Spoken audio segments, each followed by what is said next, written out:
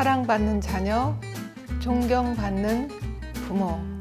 핵심은 정서적 연결입니다.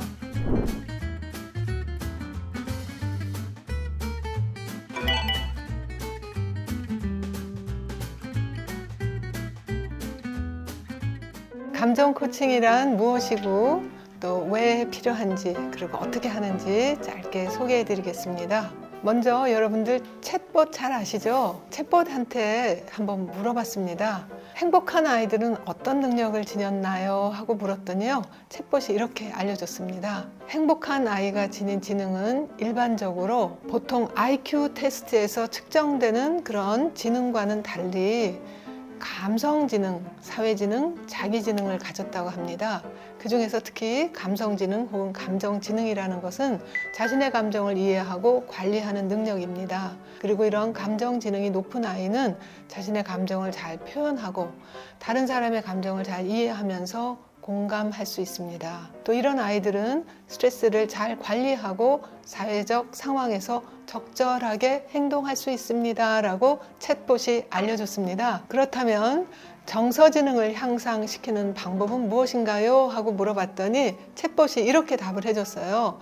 감정 코칭은 정서지능을 향상시키기 위해 사용하는 기술입니다. 라고 그러면서 감정 코칭은 다음과 같은 방법으로 아이들의 정서지능을 향상시키는 데 도움이 됩니다. 라고 답이 나왔는데요. 첫째, 자신의 감정을 인식하고 표현하는 능력을 향상시키고, 둘째, 타인의 감정을 이해하고 공감하는 능력을 향상시키고, 셋째, 스트레스를 관리하는 능력을 향상시키고, 넷째, 타인과 건강한 관계를 형성하는 능력을 향상시킨다고 합니다. 자, 그렇다면 이렇게 좋은 감정 코칭, 이전과의 어떤 다른 양육 방식과 뭐가 다를까요? 우리가 겪었고 또 흔히 사용하고 있는 행동 코칭이라는 방식과 감정 코칭의 차이를 사례를 가지고 간단하게 한번 소개를 해드려 볼게요. 우리 아이들이 이제 막 떼를 쓰고 큰 소리 치고 할 때 그때 생각하는 의자라는 데 많이 앉히게 되죠. 자, 이것은 사실은 행동 코칭의 대표적인 방식입니다. 한번 예를 들어 볼까요? 서준이가 7살짜리인데 이제 막 떼를 쓰고 소리를 지르니까 엄마는 저 구석에 있는 생각하는 의자에 앉아서 30분 있어 라고 얘기했습니다. 그랬더니 서준이는 더 크고 서럽게 울고 막 발로 벽을 차고 물건을 던졌습니다. 그럴 때마다 엄마는 10분씩 벌점을 추가했지만 아이는 점점 더 화를 내기 시작했어요.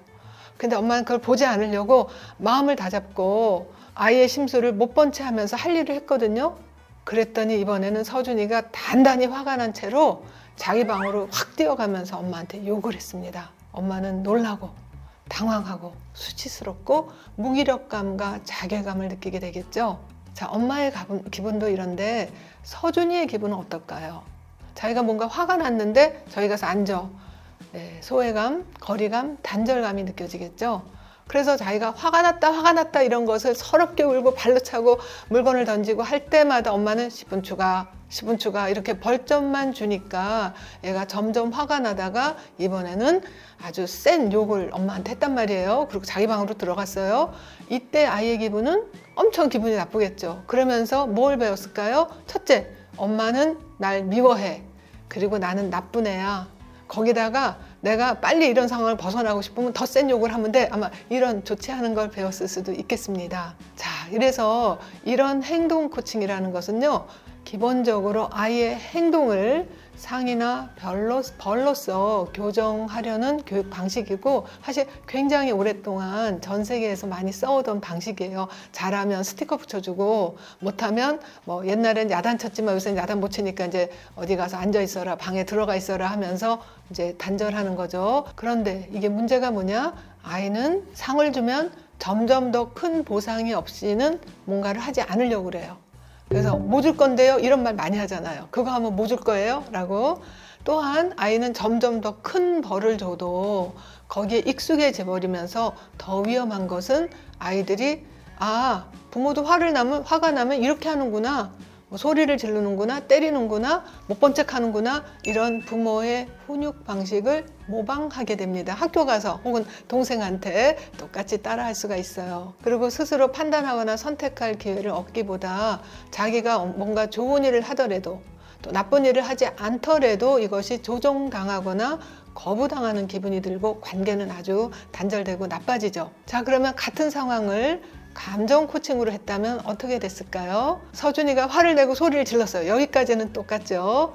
이때 엄마가 잠시 아이한테, 서준이한테 이렇게 다가가서 우리 잠시 진정하기 위해서 소파에 앉아서 조용히 좀 얘기 좀 해볼까 이랬어요. 처음에는 서준이가 더 크고 서럽게 울었겠지만 그래도 아이는 엄마의 차분한 말에 귀를 기울입니다. 이때 엄마는 아이의 행동에 대해서 꾸지람하기보다 아이가 화났다는 감정에 먼저 초점을 맞춰주죠. 서준이가 뭔가 화가 많이 난 것 같은데 뭐 때문인지 엄마한테 말해줄 수 있을까? 그랬더니 서준이가 그러면서 막 흥분하면서 말을 하니까 엄마가 다시 이렇게 얘기를 합니다. 천천히 조용히 말해주면 엄마가 네 말을 더 잘 들을 수 있어. 그랬더니 서준이도 좀 흥분이 가라앉아가지고 동생이 내가 그린 로봇컷 그림을 찢어버렸어요. 그랬을 때 엄마가 아이고 그랬구나. 서준이가 열심히 만든 로봇컷 그림이 찢어져서 화가 났구나. 그래서 감정을 먼저 잘 들어주고 수용을 해주고 난 다음에 만약에 좋은 방법이 있다면 여기서 공감을 해주는 거죠. 엄마도 전에 열심히 그린 콩순이 그림을 동생이 망쳐놨을 때 화났었어. 그러면 아이가 내가 이런 상황에서 화가 나는 것은 이상하거나 나쁜 게 아니구나.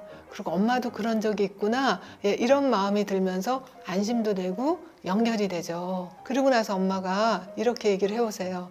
이렇게 엄마한테 차분히 말해줘서 고마워. 이러면 아이는 진정도 되고 엄마가 내 편이구나 하는 신뢰감도 생기게 됩니다. 자, 여기서 서준이는 어떤 기분이 들까요?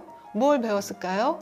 서준이는 일단 차분해지고 엄마가 나를 이해해주고 위로해주고 또 나를 내 편이 되어주고 내 말을 잘 들어줬다, 존중받는 기분이 들겠죠. 제일 중요한 거는 다음에는 이런 상황이 있다 하더라도 막 흥분하고 떠들고 화를 내고 뭘 던지고 깨고 하는 것보다 먼저 차분하게 이 상황에 대해서 누군가의 도움을 청하거나 혹은 아이가 조금 더 커서 판단할 수 있다면 다음에는 이런 일이 벌어지지 않기 위해서 우리가 어떻게 하면 좋을까? 여기까지 해주면요, 아이들은 정말 놀라운 답을 낼 수가 있습니다. 답이 중요한 게 아니라 아이는 이런 상황에 자기는 어떤 기분이 들고 또 동생은 어떤 기분이 있었는지 그리고 그 상황을 어떻게 대처해야 되는지를 배우게 된다는 거죠. 작은 차이 같지만 사실은 굉장히 큰 차이를 일으킵니다. 왜냐하면 감정 코칭이라는 것은 아이와 소통하는 방식이거든요. 그래서 아이가 경험하는 다양한 감정들과 또 왜 그런 감정이 생기는지 그리고 그 감정을 어떻게 다뤄야 하는지를 아이가 이해할 수 있도록 돕는 겁니다. 이게 바로 정서지능의 핵심이거든요. 그리고 궁극적으로는 아이가 바람직한 행동을 이끌어주는 거지만 그러나 그 행동부터 이끌어주려고 하기보다 그 행동을 일으킨 행동 밑에 있는 감정을 이해하고 조절할 수 있는 것을 아이가 배우도록 하는 거, 그게 먼저라는 것을 강조합니다. 이렇게 감정 코칭은 아이의 내적 조절 능력을, 특히 감정적 조절 능력을 발달시켜주는 이런 관계적 접근입니다. 그럼 어떻게 하는가? 간단하게 5단계로 소개를 해드릴게요. 첫째는 아이의 행동이 아닌 감정을 먼저 포착한다는 거죠. 서준이가 막 화가 났다는 거죠. 근데 소리를 지른다, 운다, 때를 쓴다, 이건 행동입니다. 너 왜 소리치니? 시끄러. 이렇게 행동을 야단치는 것보다 얘가 뭔가 지금 되게 화가 났구나, 혹은 속이 상한가 보다, 이런 감정을 먼저 포착하는 거예요. 부모의 눈으로. 두 번째 단계가 그런 상황을 이 아이가 정서지능을 키우고 배울 수 있는, 그리고 감정 조절력을 배울 수 있는 좋은 기회다라고 여기는 거죠. 근데 보통의 부모들은 피곤하고 지치고 짜증나니까 아유 쟤 또 저래, 그리고 모른 척 하거나 좋은 기회로 여기기보다는 오히려 부모가 화를 내면서 아이가 이렇게 감정 조절 능력을 배울 수 있는 좋은 기회를 우리가 놓쳐버리기도 하거든요. 그래서 오히려 아이가 강한 감정을 보일 때가 더 좋은 기회라고 합니다. 자, 그러고 난 다음에 세 번째 단계가, 그렇다면 이 아이가 이런 감정이 일어나게 된 어떤 상황이 있을 거 아니에요. 그 상황을 아이의 입장에서 아이의 눈으로 한번 우리가 잘 이해할 수 있도록 아이의 감정을 물어봐주고 경청하고 또 아이의 입장에서는 그럴 수도 있겠다라는 어떤 공감적인 마음을 갖는 거, 이것이 바로 3단계입니다. 그래서 이제 아이가 뭐 화가 났거나 뭐 속이 상하거나 혹은 또 아이가 어떨 때는 동생 미워 이럴 수도 있거든요. 미운 감정이 있을 수 있고, 그거를 조금 더 언제 이렇게 미웠어? 언제 화가 났어? 그럼 엄마가 동생 더 이뻐하잖아. 뭐 이런 말도 나오거든요. 그럴 때 아이가 뭔가 질투심을 가질 수도 있고, 혹은 자기는 동생보다 사랑을 덜 받는다는 좀 서러움도 있을 수 있거든요. 그래서 그러한 미움, 서러움 혹은 억울함, 자기가 정말 화가 났는데 엄마한테 야단만 맞는다 그러면 억울할 수도 있잖아요. 억울함 혹은 분노, 이런 것들을 우리가 이름을 붙여줄 때 놀랍게도 우리 뇌에서 편도체라고 하는 감정을 감지하고 공포나 고통을 감지하는 그런 레이더망 같은 편도체라는 게 있는데요. 그게 진정이 된다고 합니다. 그리고 이것이 진정이 되면 이제 좌우뇌가 잘 통합이 되면서 좀 더 바람직한 행동을 할 수 있는 마음의 준비가 되는 거죠. 그게 이제 마지막 단계입니다. 그래서 이래서 이렇게 해서 화가 났거나 이래서 억울했구나 하고 이름을 붙인 다음에, 그러면 다음에는 이런 일이 벌어지지 않도록 어떻게 하면 좋을까? 혹은 이번에 어떻게 했으면 좋을까? 뭐 이런 식으로 아이에게 물어봐서 아이가 스스로 생각해보고 판단하고, 또 그것도 아이의 나이에 맞는 적절한 어떤 바람직한 행동을 했을 때 우리가 그것을 굉장히 반겨하고, 이렇게 되면 아이에게 감정을 알고 표현하고 느끼고 적절한 상황 대처 능력이 키워지게 되는 거죠. 핵심은 뭐냐 하면 사실은 1, 2, 3단계에서 우리가 시간을 좀 충분히 갖는다는 거. 감정 코칭의 대가이신 가트맨 박사님은요, 사실은 1, 2, 3단계에서 전체 감정 코칭이 만약에 100이라면 전체 과정이 한 95%를 거기에 할애를 해야 된답니다. 특히 아이가 어떤 상황에 처해 있는지, 아이가 어떤 기분이 들었는지, 그 기분에 자기가 지금 뭘 느끼고 있는지를 잘 듣고 이해하고 그것을 좀 인정, 수긍, 타당화해 주는 거, 거기까지 시간을 충분히 들이고 나면요,